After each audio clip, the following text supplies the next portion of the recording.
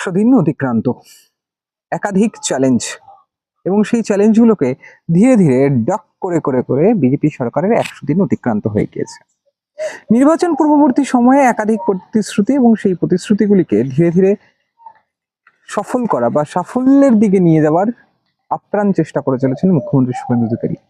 Parallelly যেহেতু এটি একটি সাংগঠনিক দল বিজেপি, এবং সেই সাংগঠনিক দল শ্রমিক ভট্টাচার্যের হাত ধরে দলের নেতা নেত্রীদের তাদেরকে সংযত হওয়ার বার্তা দিচ্ছেন, ট্রেনিং দেওয়ার চেষ্টা করছেন, যাতে গোটা পরিস্থিতিটিকে স্বাভাবিক ছন্দে সরকারটি দীর্ঘ সময় ধরে চালিয়ে যেতে পারে বিজেপি।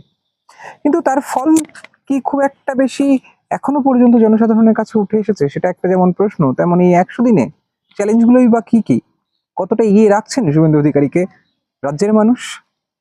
এই গোটা বিষয়ে আলোচনা করার জন্য একটি দীর্ঘ সময়ের ভিডিও এই চ্যানেলেই আপলোড করা রয়েছে।